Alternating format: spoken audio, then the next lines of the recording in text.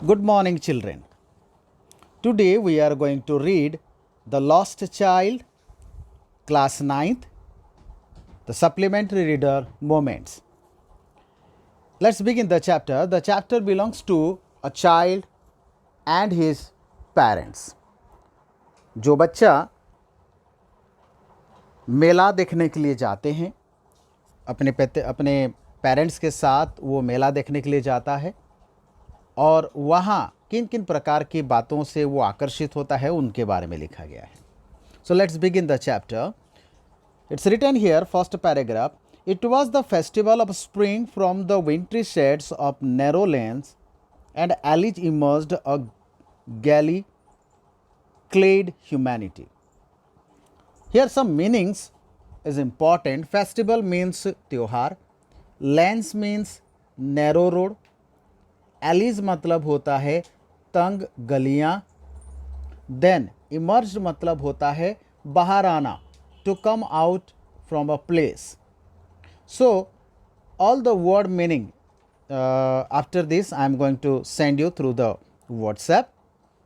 सो here वो बच्चा, it was a spring festival, spring season का एक त्यौहार है और गांव के पास में किसी जगह पर एक मेला लगा हुआ है जिसको देखने के लिए पूरे गांव के लोग गलियों से निकलते हुए जा रहे हैं. खुश हैं वो लोग, अच्छे अच्छे कपड़े पहन के जा रहे हैं. उनके बारे में लिखा है, some walk, some rode on horses, other set bring carried in bamboo and bullock carts. कुछ पैदल चलते हुए जा रहे हैं, कुछ घोड़े पे सवार होके जा रहे हैं, कुछ लोगों को उठाए हुए लेकर जा रहे हैं, कुछ लोग बैलगाड़ी में जा रहे हैं. One little boy run between his father's leg brimming over with life and laughter. अब एक छोटा बच्चा अपने पापा के साथ चलते हुए जा रहा है और खुशियों से वो झूम रहा है, वो हंसते हुए, मुस्कुराते हुए, नाचते हुए वो चल रहा है. Then paragraph number 2. Come child come, called his parents, as he lagged behind fascinated by the toys in the shop that lined the way. अब पापा ने उसको चिल्लाकर बुलाया, चलो जल्दी चलो, क्योंकि बच्चा पीछे छूट रहा है. वहाँ पर लिखा जाता है, he lagged behind fascinated by the toys in the shops that lined the way. Line से लगी हुई दुकानों में कहीं पर खिलौना दिख रहा है, कहीं पर मिठाई दिख रहा है. उन चीज़ों को देखकर वो बच्चा आकर्षित हो रहा है. The word written here fascinated, that means attracted, आकर्षित होना. He hurried towards his parent, his feet obedient to their call. बच्चा ने जैसे पापा का आवाज़ सुना कि बेटा जल्दी चलो जल्दी चलो, बच्चा तुरंत आज्ञाकारी बन गया. उसके पाँव भी उसके आज्ञा का पालन करने लगे और वो पापा के पीछे पीछे दौड़ने लगा. His eyes still lingering on the receding toys. Lingering, the word written there, lingering. To stay for time. रुक रुक कर, अर्थात उसकी आंखें उन दुकानों में रुक रुक कर जा रहा है. वो किसी चीज़ से आकर्षित होता है, वहीं से फिर दूसरी दुकान की तरफ आंखें चाहता है. As receding, to move backward, पीछे हटता हुआ. As he came to where they had stopped to wait for him, he could not suppress the desire of his heart. The word written there, suppress, to put an end to by force. अर्थात अपने मन में अपनी इच्छाओं को दबा देना, that is called suppressed. अर्थात वो बच्चे के मन में एक इच्छा जाग रही है कि खिलौना खरीदे, मिठाई खरीदे. उन चीज़ों को वो दबा के रखना नहीं चाहता है. Of his heart, even though he well knew the old cold stare of refusal in their eyes. जबकि उसे पता है, पापा को जब भी वो बोलता है कि पापा मुझे ये खिलौना चाहिए, पापा आंखों से इशारा करते हैं नो. पापा को कहता है पापा ये मिठाई चाहिए, पापा आंखों से इशारा करते हैं नो. जैसे हमारे पेरेंट्स हमें इशारे करते हैं आंखों से, like that his parents doing in that manner. I want that toy, he pleaded. What written there? I want that toy. He pleaded. उसने रिक्वेस्ट करा पापा को. His father looked at him red-eyed in his familiar tyrant's way. घर में जैसे माता पिता हमें कभी कभी किसी चीज़ों को मना करने के लिए गुस्से से आंखें दिखाते हैं, in that manner that father also showing in that way. His mother, melted by the fresh spirit of the day, was tender and giving him her finger to hold, said, "Look, child, what is before you?" अब mummy जब भी देखें तो mummy बहुत soft होती हैं. तो mummy ने उसका हाथ पकड़ा और कहा, बेटा देखो, सामने देखो क्या दिख रहा है. It was a flowering mustard field. Flowering mustard field अर्थात सरसों का खेत जो पूरी तरह से फूल से खिला हुआ है और पूरी तरह से सुनहरी रंग की दिख रही है वो. Look child, what is before you? It was a flowering mustard field, pale like melting gold as it swept across miles and miles of even land. देखो, जितनी दूर तक आप देख सकते हो बेटा वहाँ तक देख लो, सिर्फ सरसों का खेत दिख रहा है और उन सरसों के खेत का रंग सुनहरी रंग के जैसा दिख रहा है. A group of dragonflies were, कुछ ड्रैगन्स, कुछ प्रकार के फ्लाइज उसके ऊपर. ड्रैगन फ्लाइज मतलब होता है तितलियां. कुछ तितलियां उन फूलों के ऊपर उड़ रहे हैं. Were bustling moving here and there, इधर उधर उड़ना. Bustling about on their gaudy मतलब टू ब्राइट अर्थात भड़कीला रंग की वजह से. पर्पल विंग्स, उनका जो विंग्स है पूरी तरह से भड़कीला रंग है. पर्पल विंग्स के, पर्पल कलर के उनके पंख हैं. Intercepting, the word written here, intercepting. अब intercepting the flight of a lone black bee or butterfly in search of sweetness from the flower. अब यहाँ पर एक ब्लैक कलर का बटरफ्लाई, भंवरा जिसे कहते हैं, वो उड़ रहा है, भंवर. और वो क्या कर रहा है? वो चाहता है कि उस फूल का जो रस है वो चूस ले. वो रस उसको चाहिए, उसकी स्वाद उसको पसंद है. The child followed them in the air with his gaze till one of them would still its wings and rest and he would try to catch it, but it would go flapping up into the air. When he had almost caught it in his hands, then his mother gave a cautionary call, "Come child, come on to the footpath." अब वो बच्चा उस तितली को पकड़ने की कोशिश कर रहा है. अक्सर वो करीबन पकड़ ही चुका था, तभी उसकी मॉम ने उसे बुलाया कि बेटा जल्दी आओ, यहाँ फुटपाथ पे जल्दी आओ बेटा, कुछ है देखने के लिए. He ran towards his parents' galley and walked abreast of them for a while, being however soon left behind, attracted by the little insects and worms along the footpath that were teeming out from their hiding place to enjoy the sunshine. Okay, teeming, that is means परिपूर्ण. Flapping मतलब होता है फड़फड़ाते हुए. So come child come, mummy ने बुलाया. A shower of young flower fell upon the child as he entered the grove. grove मतलब होता है वृक्षों का झुंड. जैसे ही वो फुटपाथ की तरफ मम्मी की तरफ गया तो वहाँ पर कुछ झाड़ियाँ थी जिसका फूल उसके ऊपर पूरा गिरा. He began to gather the raining petals in his hands. अब उसने क्या करा? वहाँ से उस चीज़ों को उठाने लगा. But lo, he heard the cooing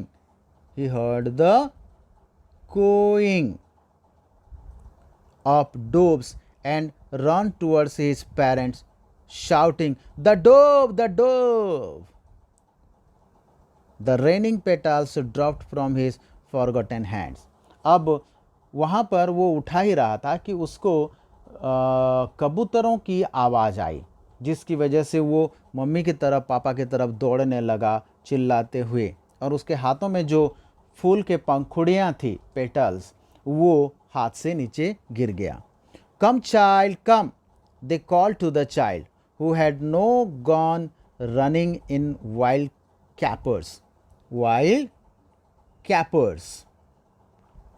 round the banyan tree, and gathering him up, they took the narrow, winding footpath which led to the fair through the mustard field. Then, as they neared the village, the child could see many other footpaths full of throngs. The page written here, the word written here, footpath full of throngs. Okay, as they neared the village, the child could see many other footpath full of throngs. full of throngs मतलब होता है भीड़ से भरा हुआ। throngs पूरी तरह से क्राउड। throngs मतलब होता है क्राउड अर्थात भीड़। conversing, what's written there? converge मतलब मीट, मिलना। converging to the whirlpool मतलब सेंटर, केंद्र, whirlpool of the fair अर्थात उस मेले के सेंटर में ढेर सारे लोगों की भीड़ जमावट है, पूरी तरह से लोग खचाखच भरे हुए हैं of the fair. and felt at once replied and fascinated by the confusion of the world he has entering.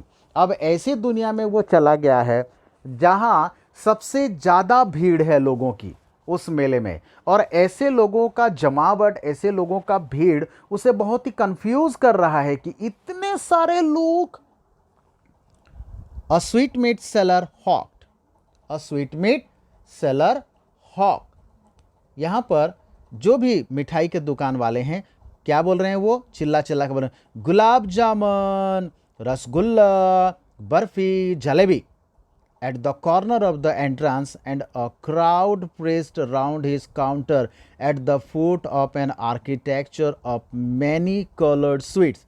अब उस स्वीट वेंडर के पास, स्वीट दुकान वाले के पास तरह तरह की मिठाइयाँ रखी हुई है, और वो सबको बुला बुला के कह रहा है, आइए गुलाब जामुन लीजिए, आइए जलेबी लीजिए, आइए क्या बोलते हैं उसे, रसगुल्ला लीजिए, वगैरह वगैरह। अपनी दुकान का ऐड कर रहा है वो, तरह तरह के कलर के, decorated with the leaves of silver and gold. और उस मिठाइयों को सिल्वर और गोल्ड के फॉयल में लिपटा हुआ है। The child started open eyed and his mouth watered for the barfi that was his favourite sweet. अब बच्चे के जुबां पर पानी आने लगा, क्योंकि वहाँ सबसे उसका पसंदीदा मिठाई दिख गई, जिसको कहते हैं बर्फ़ी। उस बर्फ़ी को देखकर उसके मुंह में पानी पानी होने लगा। I want that barfi, he slowly murmured. अब उसने अपने पेरेंट्स को धीरे से कहा, मुझे बर्फ़ी चाहिए। But he half knew as he begged that his plea, that word written here, plea, begged that his plea, request, would not be heeded because his parents would say he was greedy. So without waiting for an answer, he moved on. अब उसे पता था कि वो अपने माता पिता को अगर कहेगा तो माता पिता मानेंगे नहीं, बोलेंगे कि ये लालच है। A flower seller hawked a garland of gulmohar, The child seemed irascibility. That irascibility, garland मतलब होता है सर्कल ऑफ फ्लावर्स अर्थात फूल की माला। irascibility मतलब होता है ग्रेटली अट्रैक्टेड, बेचैन होकर आकर्षित होना। He went towards the basket where the flowers lay heaped and half murmured. अब उस बास्केट की तरफ गया जहां पर ढेर सारे फूल रखे गए थे। आई वॉन्ट दैट गार्लैंड, उसने कहा कि मुझे ये फूल की माला चाहिए। But he well knew his parents would refuse to buy him those flowers because they would say that they were cheap. अब पापा मम्मी को बोलेगा तो पापा मम्मी यही कहेंगे कि बेटा वो सस्ता है यार, सस्ता वाली चीज़ें क्या खरीदना है। So without waiting for an answer he moved on, आगे चला गया। A man stood holding a pole with yellow, red, green and purple balloons flying from it.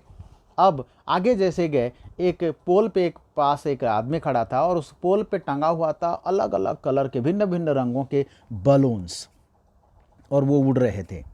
The child was simply carried away by the rainbow glory of their silken